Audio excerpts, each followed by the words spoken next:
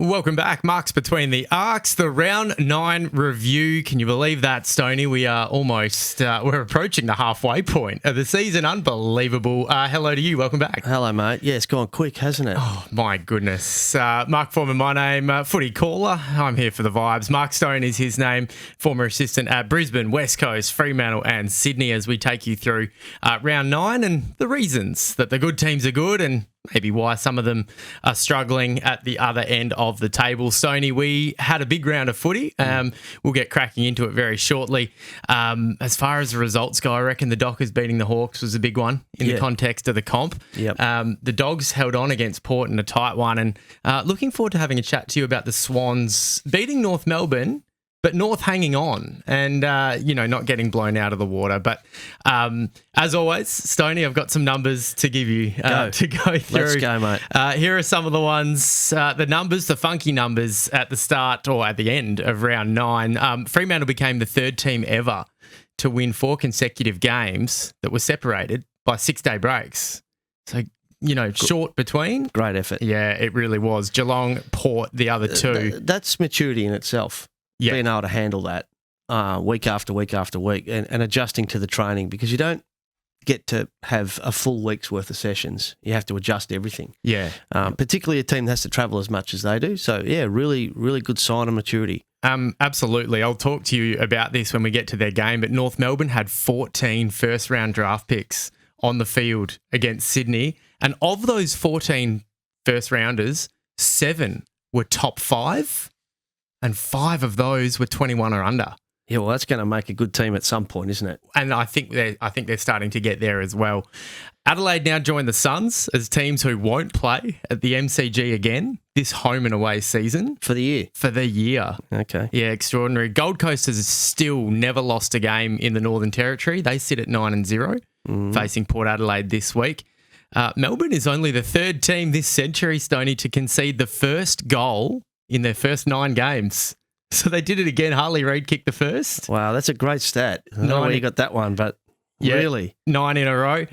Losing a game by less than 4 points. Port just did it for a 4th time in their last 7. So they have had some seriously tight games, and I'm really looking forward to chatting to you about Jack Gunston. He is the 4th oldest player ever to outscore all of his teammates. He outscored the rest of his teammates on Thursday night against the Dockers.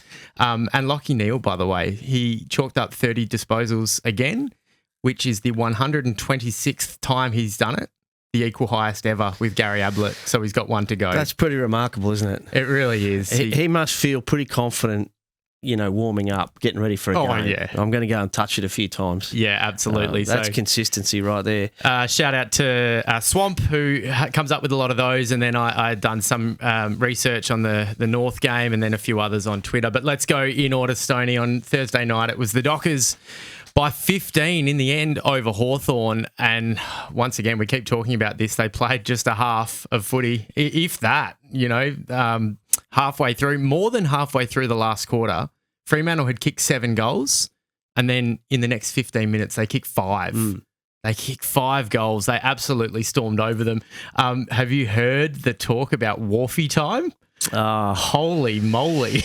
Yeah, well, it was up and about, wasn't it? I mean, I think they've had it in the past. I reckon they might have even had it way back when Pav and those guys were playing, but it wasn't anywhere near as effective. So he's the one that mentioned it, Pav. He said, Wharfie time. He came up with the term, but I think it's been implemented as an official sort of break glass in case of emergency since 22, right. I think.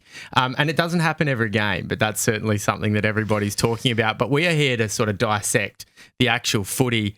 And you have brought to the table something about Jack Gunston, which we'll get to. I think we'll do that very, very shortly. But he was incredible, 5 goals in the first half. He had a great start, and they set him up pretty well, being the deepest forward with a lot of space in front of him, and the way they moved the ball suited him. And we'll talk a bit about that in a minute, but defensive half chains means the field's longer, and it really suits a deep forward like Jack, who's quick off the mark. He's quite mobile and agile and difficult to to defend one-on-one with space in front of him. So they set that up really well. They moved the ball really well. Hawthorn, especially early, especially in the first half, made it really difficult for Fremantle to close down the way they want to play, which is open space and go quick. Had all categories really under control and had the game exactly how they wanted it to look.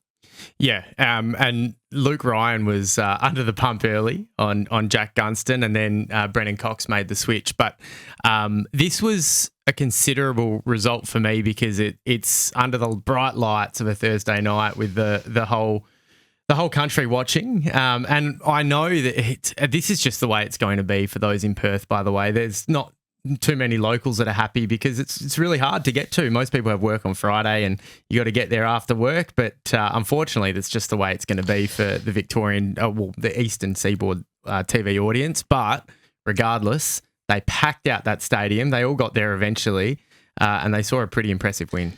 Yeah, it's all based around TV rights, isn't it? It's so crazy, really, because it's a national competition. It's not a Victorian competition, but it starts at a time that suits the eastern states, which means, as you said, it's difficult for everyone to get there at the bounce, which takes away from a great opening, I think. But anyway, that's how it is. We can't do much about it. But, yeah, they stood up when it really mattered, Fremantle, under pressure again, trailing, I think, at 15 points with only about 12 minutes left on the clock or something like that, which was very similar to the Dogs the week before. Yeah. And then found a way. They've just got gears. Yeah, and they've got stars. Yeah. They've got impact players. They've got guys like Young that impact the ball and the contest. And he smashed into a contest in the air. Inside 50, and at that point they hadn't scored for the quarter, I think, or maybe a behind, but and then the ball off the ground and away they went, and I think that might have been led to Tracy's banana kick goal that got him going, and Jackson's ability to win one-on-ones, contested possession, post clearance, just to be able to keep his feet, win ground balls, aerial balls. Isn't he extraordinary? He's having some season. Yep. Yeah, he really is. Now, Stoney, I know we're going to whip through it today. So you've got something to show us with Jack Gunston in particular, and just evergreen. Benjamin Button, you could call him. We thought he might kick a bag of 10 because he had 5 halfway through the second quarter. But the best thing about this is you've been around him a fair bit and you know him quite well.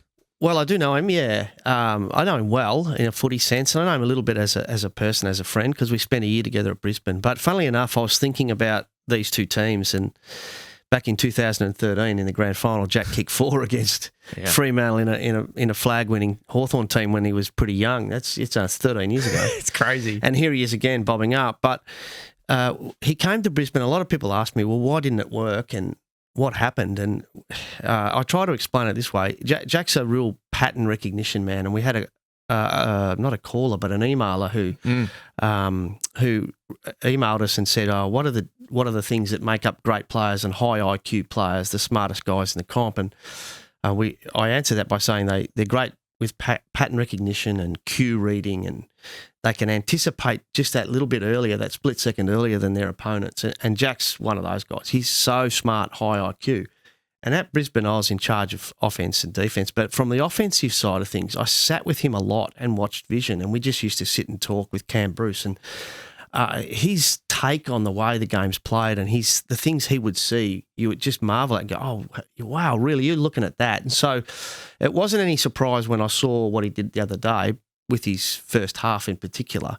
And again, I'll preface it by saying Hawthorn's ball movement from the back half suits him because the field's longer and he's got more space to work, and especially when they're working through the corridor, that helps. But some things I wanted to just point out. So the first goal that he kicks is off Nash's clearance out of the middle, and it goes forward to a contest, and they're scrapping for it, Ginnivan, and then I think that might be Lewis picks it up, gives it to Ward and hits him. And when you watch the replay, I'll guarantee you now, when Jack's just starting to leave the square and Luke Ryan's on him, he's looking up. The cue he's reading is he's already looking at Ward and saying, he's the only one that can kick it to me, so I need to go left.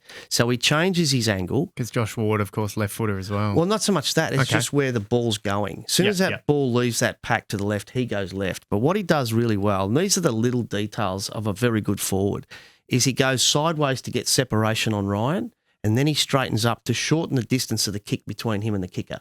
So that gives the defender no angle or nothing to work with in getting a hand in to spoil it. So he breaks hard left, knows Ward's going to straighten it to him, and then he marks it on his chest. All right, really smart footy. Now, if I can just plug the second one up. Yeah. Again, centre half-back ball movement from Hawthorn going through the corridor. I think that's Hardwick. Gives it to Ward, and then off to Mackenzie, who's got time and space in front of him. And it looks quite simple, quite easy.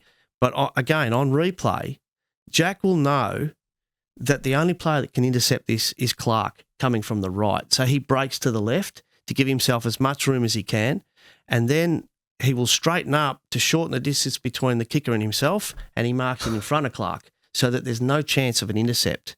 All right, so he's just really intelligent with how he moves. And then this last one is probably, I reckon, the best one.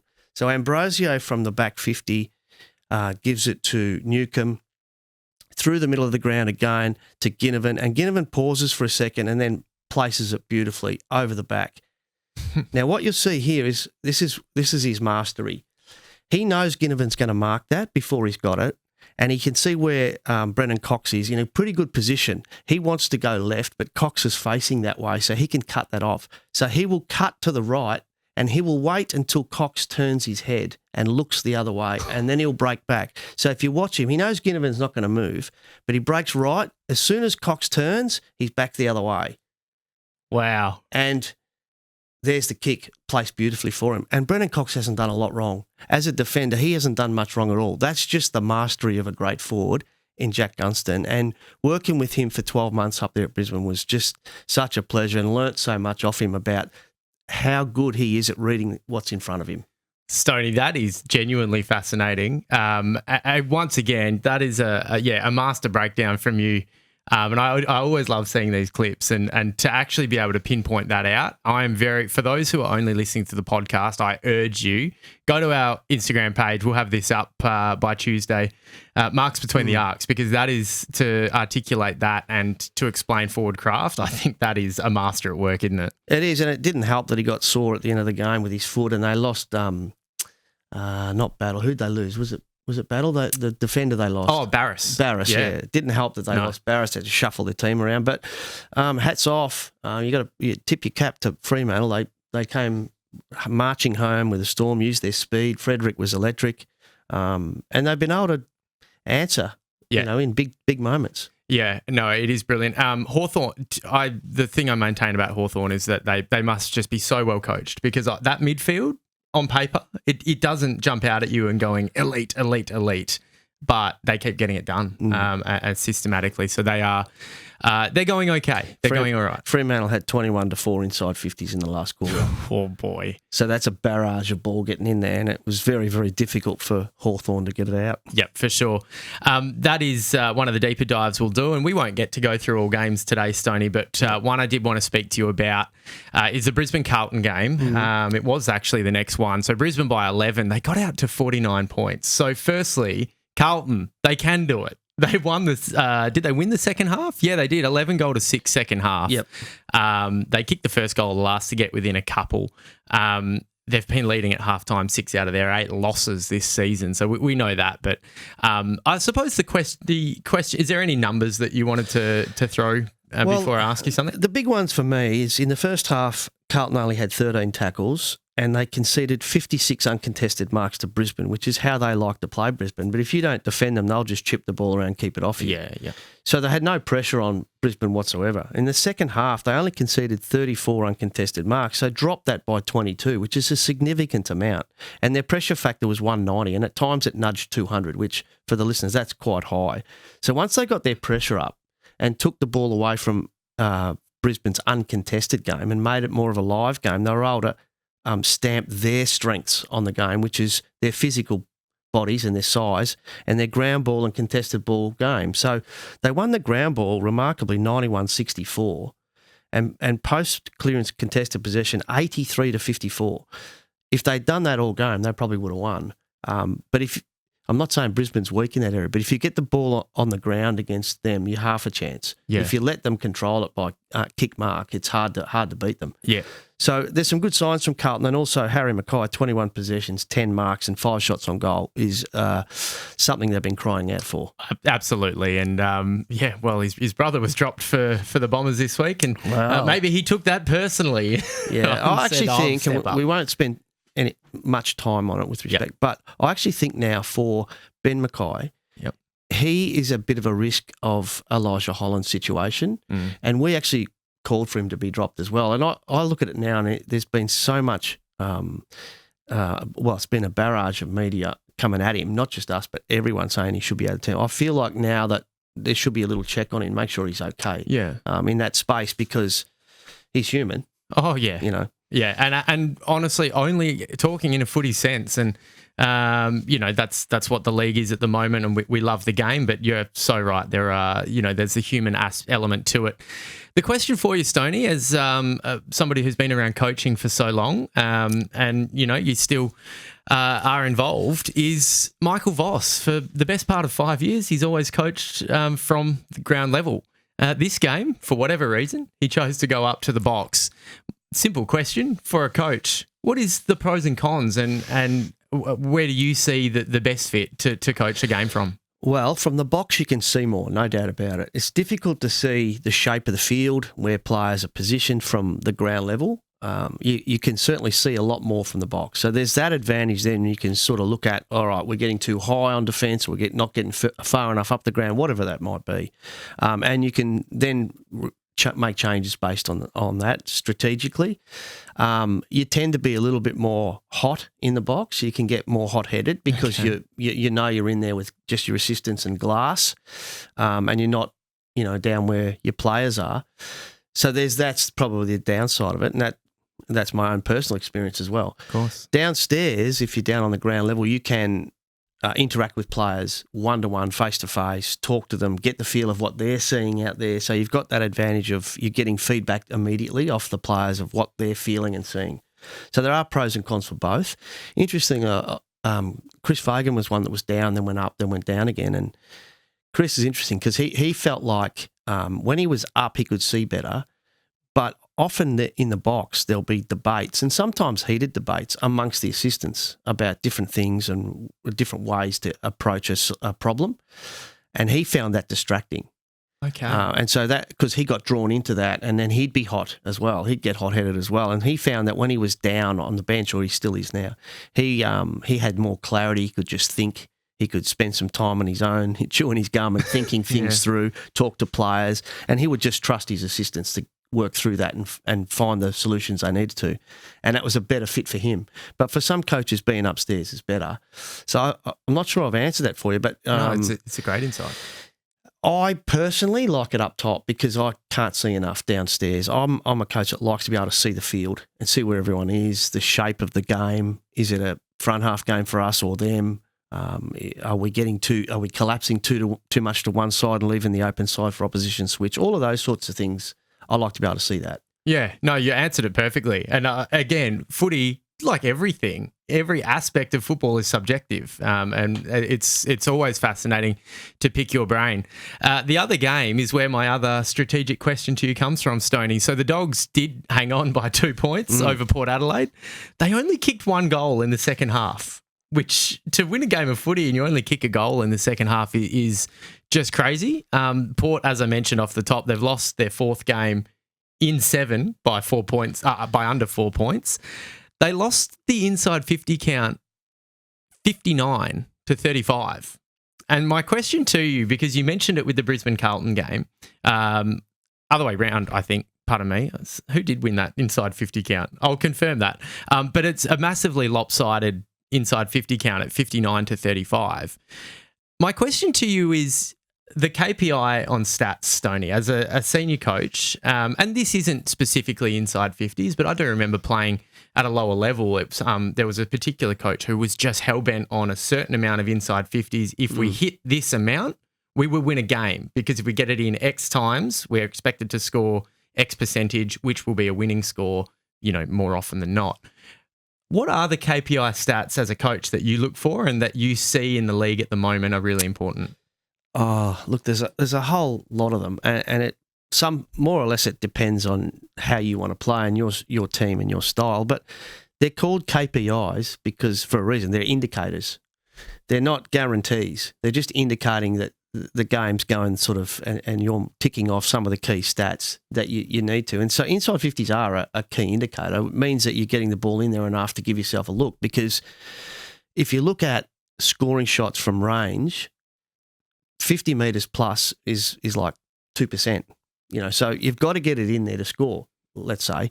And so you've got, if you're getting inside 50s, you're getting yourself a chance to score. But it's sometimes it's about how it's going in, where it's coming from, what the previous play is. So if you're going inside 50 to density, it can be quite difficult to score. So if you're getting a lot of forward half turnovers, which is what a lot of the coaches will talk about, sometimes you're getting those turnovers, but you're going back through density, and the whole numbers of both teams are back there, and it's difficult to find a mark, and sometimes you've got to get ground level ball and sometimes produce a snap out of nothing to score.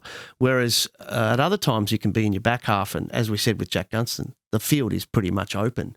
And so it becomes a bit easier when you get your inside 50s to make those efficient for you. So that's just one indicator.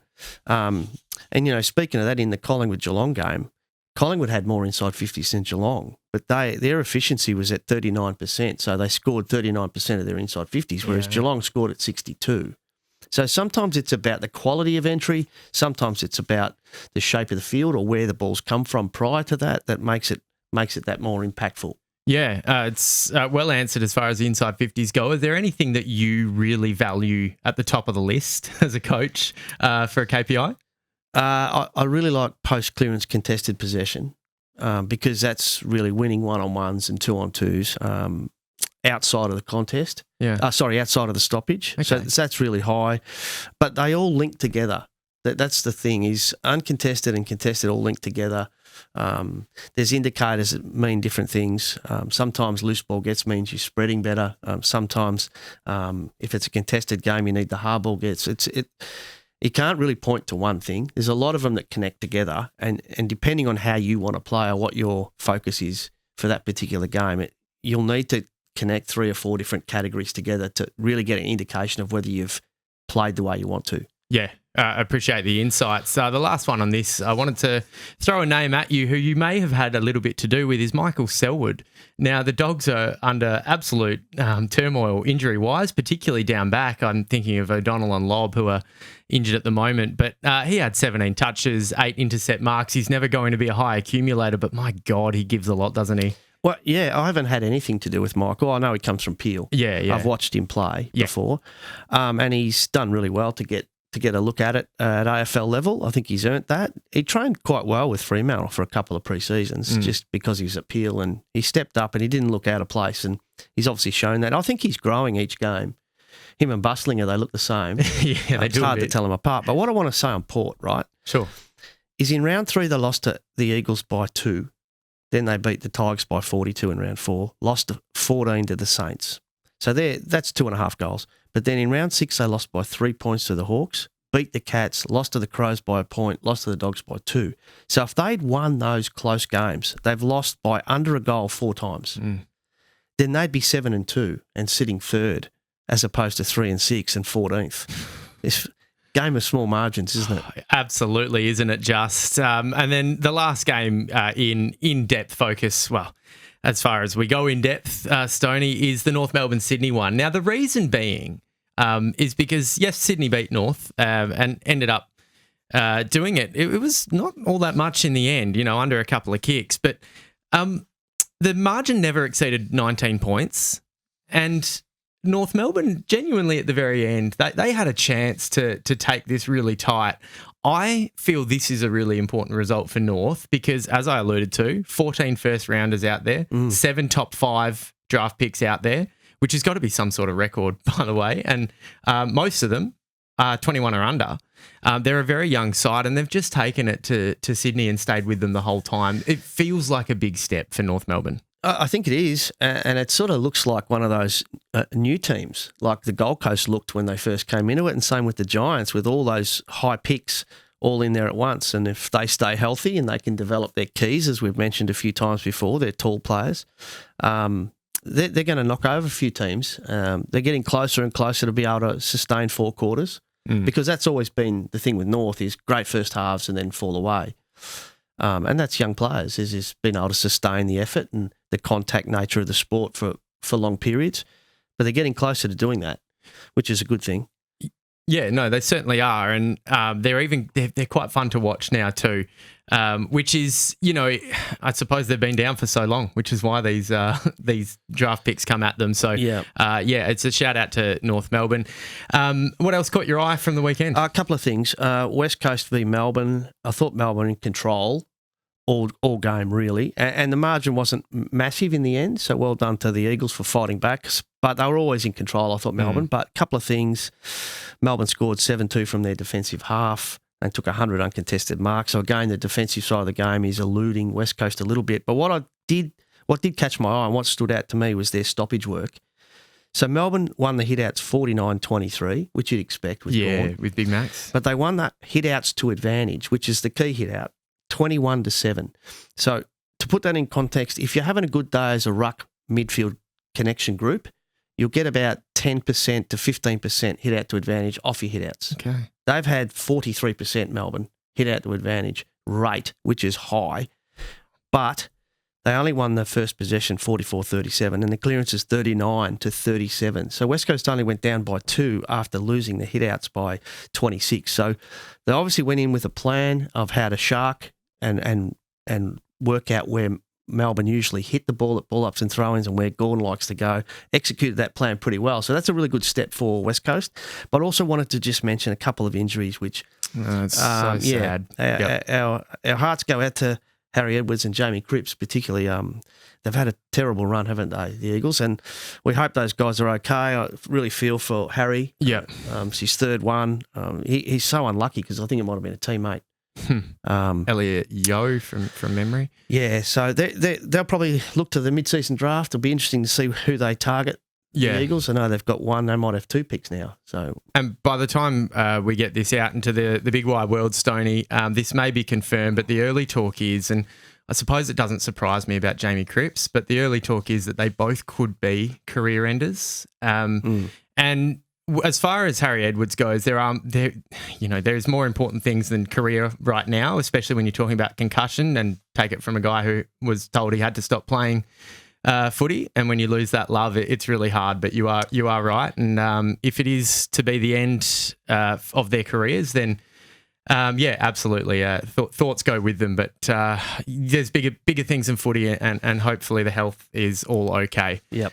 A massive round of footy, Stoney, and it was a more of a condensed look at it, but really love your insights. And as always, it's great to recap the round of footy, and we'll do a bit of a longer one next week. But thanks once again, and go well this week. Yeah, thanks, mate. I look forward to next week. Another big round coming up. Yes, as the ladder's starting to take shape as well, isn't it? It is, yeah, and we're 9 games in now, so... Yeah. It should take shape, and it'll be interesting to see that 9th and 10th spot where that sort of sits after another 3 or 4 weeks. Yeah, for sure. Mark Stone is his name. You can hit us up, Mark's Between the Arcs, on the Instagram page, and send in your questions as well. We'll dedicate a fair bit of time next week to address them and go through them. Stoney always in depth and answers them with an absolute plum. He is a master at his craft. Thank you for your support. You can continue to like, subscribe, and support the podcast as we try and make our way into the AFL world. It's great to be able to bring you these reviews. Mark Foreman is my name, signing off on the Round 9 review. Until next week, enjoy your footy.